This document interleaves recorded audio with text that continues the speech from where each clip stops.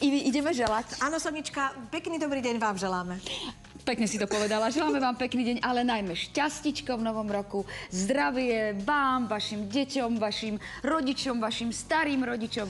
Buďte šťastní a majte sa radi. Tak, presne. A z tohto miesta chceme aj veľmi pekne poďakovať vám všetkým, ktorí ste nám vlastne prostredníctvom sociálnej siete vinšovali, zaželali všetko to isté prajeme aj my vám, až som sa skoro dojala. Ale čo je dôležité je, že ste to nepriali len nám, ale celému nášmu týmu dámskeho klubu, takže ďakujeme aj za ostatných kolegov. Ale máme pre vás aj krásne, zaujímavé témy hneď, preto sme tu zostali stať, aby ste vedeli, o čom to bude. Toto sú krásne plesové šaty, budeme vám ponúkať a rozprávať o nich niečo na inšpiráciu, či už sa chystáte na ples, alebo nie. Tak, presne. Okrem toho, buďme si úprimné, milé dámy, a možno aj páni, predsa len cez tie sviatky sme trošku popriberali a máme nejaké 2, 3, 4, 5, 27 Nemáš. kg. Tak o 27 kg navyše. štihunka. Dnes si povieme, ako sa dá práve do týchto plesových šiat rýchlo zbaviť tých kýl navyše. Ivi, Kozár je našim hosťom. Vítajte v dámskom klube. Ďakujem.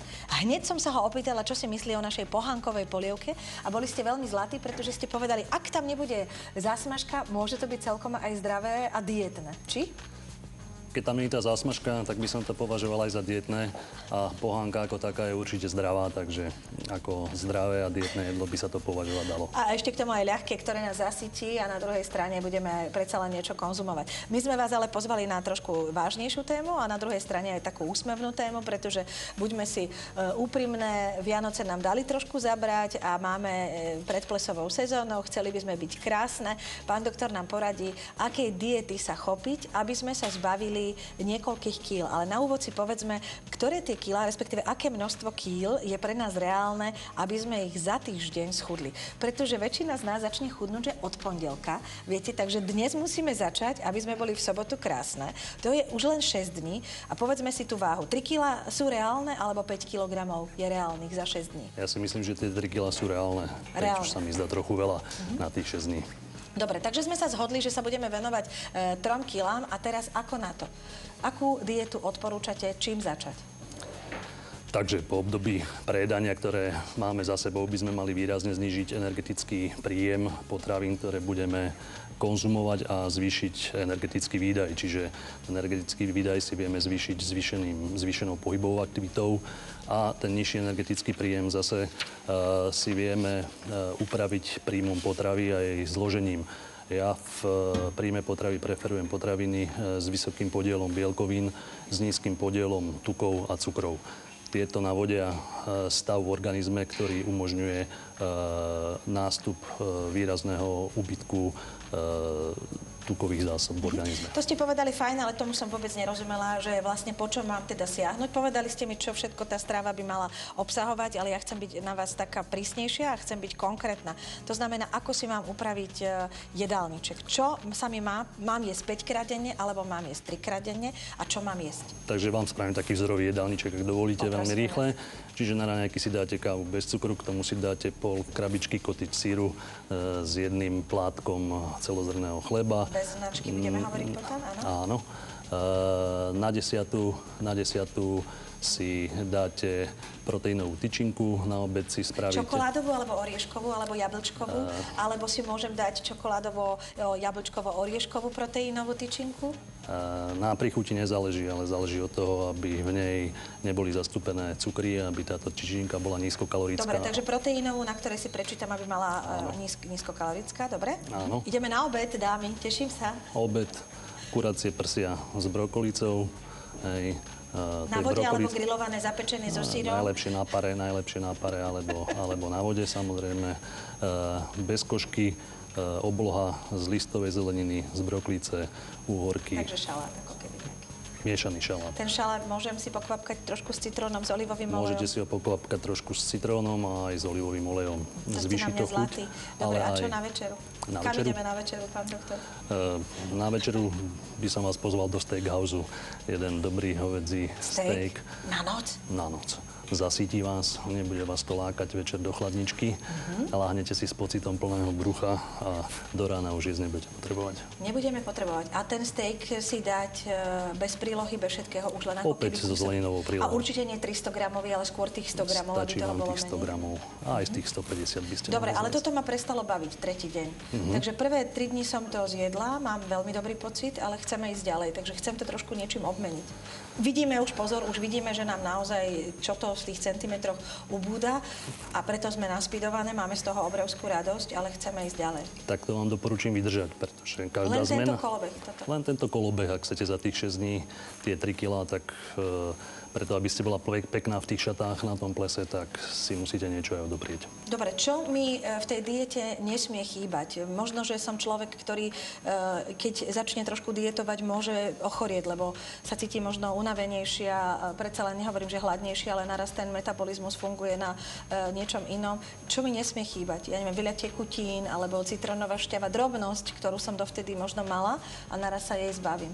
Takže celkovo každá zmena stravovania je určitým stresom pre organizmus. Teraz máme obdobie chrípok a celkovej zvýšenej záťaže, čiže je dobré používať suplementáciu vitamínmi, minerálmi, ale tá strava by mala obsahovať všetky mikro- a makronutrienty v takom zastúpení, aby bola vyvážená a aby vám nerobila problémy. Dobre, my si dáme dvaja na chvíľku prestávku, pretože to, ako ste hovorili o tej diete, ona mi trošku pripomína, my sme sa aj venovali tej Dukanovej diete, že bola taká bielkovinová. My vám ale ponúkneme teraz viacero diét, ktoré využili mnohé známe celebrity. Podľa môjho názoru sú mnohé až za vlasy pritiahnuté. Prosím vás, nedržte ich, držte tie, čo zatiaľ povedal pán doktor. Pozrieme si to spoločne a potom sa k tomu vyjadrite. Tak nech sa páči. Ak sa o nich nepíše v súvislosti s nejakou ľubostnou aférou, tak sa o nich píše, keď priberú 1 či 2 kilogramy. Priberanie celebrít je zrejme druhou najdôležitejšou témou bulváru a preto sa známe tváričky snažia zhodiť prebytočné kilogramy všetkými možnými spôsobmi, len aby sa opäť zmestili do veľkosti XS. V tejto hollywoodskej méte im vraj dopomáha niekoľko zázračných diét. Tu je niekoľko z nich. V istej známej talk show sa Beyoncé zdôverila moderátorke, že je ľahšia o 10 kilogramov. 10 dní pila známa speváčka detoxikačný koktail z javorového sirupu, citrónovej šťavy, ktorá zoštihluje, teplej vody a kajanského korenia, ktoré zrýchľuje metabolizmus. A kým Američanky vykupovali všetky citróny, odborníci zdvíhali varovný prst s tým, že pri tejto diete príjme telo len biedných 600 kalórií, vďaka čomu môžeme byť podráždené a trpieť bolestiami hlavy. No ale nevydržíme toto kvôli strate 10 kilogramov? Američanky určite. A možno vydržia aj zažívacie ťažkosti a nebude im prekážať ani zápach z úst, ktorý hrozí pri Atkinsonovej diete. I keď tento pán sa naozaj snažil a svoje diety stále vylepšoval, odborníci na výživu si ani tu nie sú istí dostatočným prísunom vhodných živín pre naše telo. Nevyhovoria im to ani Angelina Jolie a Brad Pitt, Robbie Williams či Renée Zellweger, ktorým princíp diety založený na delení sacharidov a veľkého príjmu bielkovín rozhodne vraj pomohol. Na podobnom princípe funguje aj ďalšia obľúbená dieta Dukanova. Na tú nedajú dopustiť Jennifer Lopez, Nicole Kidman, top modelka Giselle Bündchen a najnovšie aj Kate Middleton, na ktorú bol však až strach pozrieť. Radšej si teda berte príklad z Gwyneth Paltrow či Demi Moore, aj keď tiež chudnú trochu drastickým spôsobom, predsa len o trochu zdravším. Tá prvá pri pocite, že pribrala, okamžite siahne po organickej strave, druhá po strave surovej. Gwyneth pije denne 2 rastlinné, samozrejme organické koktejly a 1 tuhé jedlo. Demi chrúme mrkvu, odšťavuje a používa metódu namáčania orechov a sušeného ovocia na prebudenie enzymov. Ak vám toto nezavoňalo, môžete siahnuť po absolútnej novinke roku 2011, kokosovom nápoji. Niet azda tváre v showbiznise, ktorá by mu odolala, na čele s Madonou, ktorá do podniku vyrábajúceho zaručene fungujúci nápoj vrazila už zo pár svojich poctivo zarobených miliónov. No tak a do ktorej diety vrazíme tie svoje milióny my, milé slovenské dámy? Alebo sa len rozhodneme menej a zdravo jesť? Ja myslím, že čo spomínala naša kolegyňa Galina Jenželovská na záver, že rozhodneme sa byť zdravé, krásne a teda držať možno tú váhu trošičku pod kontrolou je dobrá cesta. My sa rozprávame s pánom doktorom Kozárom o tom, ako sa dá za niekoľko dní rýchlo schudnúť do plesových šiat, lebo budeme sa venovať aj plesovým šatám o malú chvíľu. Tak nadviažme na tú vašu veľmi dobrú dietu. Mne sa veľmi pozdávala, aj keď trošku sa mi nepozdávalo, že chcete, aby som naozaj tento stereotyp držala až 6 dní, ale prekonám sa. Akože... Ale ideme teraz ešte k téme, ktorá s tým súvisí, a to je pitie. Takže čo si môžem dovoliť piť? A samozrejme, či to môže byť aj sladené, nesladené, do akej miery. Nám tú sladkosť dovolíte? Takže no, s tými sladkosťami je to ťažké. V tom steakhouse, keby sme boli, tak vám k tomu steaku povolím buď čistú minerálnu vodu. Áno. Bublinkovú, nebublinkovú? Podľa toho, ako kto má rád, ako myslím si, že v tom nie je nejaký absolútne podstatný rozdiel. Preferujú sa nebublinkové vody, mohli by vám ho dochutiť troškou citrónovej alebo limetkovej. Môže byť teda šťava citronová, hej? Ako nie je to, že by som išla proti? Nie. Citrónová šťava dochutí a môže sa používať aj do prípravy zálievok šalátových alebo do príprave aj iných jedál. Čaj, káva? Čaj aj káva, obidva sú vhodné. Dneska sa doporučuje káva aj niekoľkokrát denne, doporučuje sa káva bez cukru, bez mlieka. Čaje najlepšie sú bylinkové, zelené, čierne, kto aký preferuje podľa chutí. Pán doktora, môžeme si dať do toho čaju, ja neviem, med, keď máme radi... Ja nepijem bez všetkého, ja sa pýtam za ostatné dievčatá, že? Či trošku medu? Med je cukor, med je normálne sladidlo a v minulosti bol med používaný ako prírodné sladidlo namiesto cukru, čiže med je v podstate čistý cukor a čo sa týka toho, že by ste chceli zhojiť tých 6 kg, tak sladiť medom by som určite v tejto fáze nedoporučoval, aj keď med sa považuje za, alebo je súčasťou zdravej výživy pre svoje mikronutrienty. Dobre, spomenuli ste, keby sme chceli schudnúť 6 kg, my sa teraz hráme ale na tie 3-4 kg za týždeň do plesových šiat. Vydrží mi potom po plese tá váha, ktorú som si upravila takýmto rýchlym tempom, alebo je to spojené s jojo efektom? Pokiaľ udržíte vyrovnaný príjem a výdaj, tak vám to vydrží. Samozrejme, toto je vždycky najväčší problém ľudí, ktorí majú problémy s nadváhou, že po určitom čase, keď striktne dietujú a držia nejakú dietu, sa vrátia k starým stravovacím návykom a opäť túto váhu priberú. A tá váha býva niekedy o niekoľko pár kilo vyššia, a tomu sa hovorí ten jojo efekt. Je to ten rozdiel od pôvodnej váhy, z ktorej ste chudli a čo naberete naviac. My sa v dámskom klube ale stále venujeme práve aj racionálnemu stravovaniu a snažíme sa vám prinášať pochopiteľne aj novinky, aj to, ako sa o seba starať. Zrejme ste spomínali príjem, výdaj, je ešte dôležité, aj aby sme k tomu pridali aj nejakú fyzickú aktivitu. Nemusí to byť len vešanie bielizne, môže to byť aj naraz niečo iné. Ani okna už nemusíme umývať, lebo sme stihli pred sviatkami, takže čo odporúčate k tomuto? Tak tú bielizeň, keď pôjdete vešať z 11. poschodia niekde do Sušiany na prízemie a budete po tých schodoch chodiť peši, tak vám výrazne zvýši váš energetický výdaj, ale normálne by som doporučoval zaradiť prechádzku na čerstvom vzduchu, rýchlejšou chôdzou. Ja som myslela, že ma poženiete na bežiaci pás za 12 kilometrov do týždňa. Tak aj toto je jedna z možností, ktorou ten energetický výdaj výrazne zvýšite, ale to by som vám vzhľadom na to, že by ste dostali svalovicu a druhý deň skončili, veľmi neodporúčal. O svalovici budeme dnes hovoriť, príde k nám host, ktorý nám poradí, ako sa zbaviť svalovici, práve preto možno zvýšené tempo, ktoré začneme klásť na svoje telo, na svoj organizmus. Spomínali sme, že nám hrozí ochorenie, pretože trošku sme oslabené, predsa len naraz to telo príjma iné potraviny. Proti tomu, ako môžeme bojovať, teplejšie sa obliecť, alebo tým pitím tej vody, alebo ako my, viete, že aby sme, lebo väčšina z nás je potom aj taká možno malátna, hladná, nervózna. Každá zmena stravovacích návykov, a hlavne teda po tej dobe hojnosti a nastúpenej dobe zníženého energetického príjmu môže sa to prejaviť rôznymi príznakmi. Jedným z nich môže byť aj malátnosť, zmenou imunity. Pokiaľ ale je strava dostatočne vyvážená so zastúpením dostatočného podielu zeleniny, ktorý doporučujeme, takže môžu sa ešte... Keď dáme tú zeleninu a ten šalát, tak by sme mali byť v poriadku, hej? Áno, a v tejto dobe zimných mesiacov sa doporučujú aj štandardné multivitaminové podporné prostriedky, ktoré nejakým spôsobom podporujú imunitu. Pán doktor, na záver tohto vstupu sa ešte spýtam, že koľkokrát do roka mi odporúčate takúto dietu? Vždy, keď je pred plesom, alebo pred rodinnou udalosťou, alebo pred dovolenkou? Že či to niečo nerobí s našim organizmom, keď naraz tak vehementne zaútočíme, schudneme, potom sa znova vrátime? Ja by som to trošku pootočil, ja by som vám prijal, aby ste schudli raz a potom si túto váhu trvalo udržovali. Čo je však dneska veľký problém, pretože 50% populácie v Európe má nadváhu a obezitu a ochorenia spojené s nadváhou.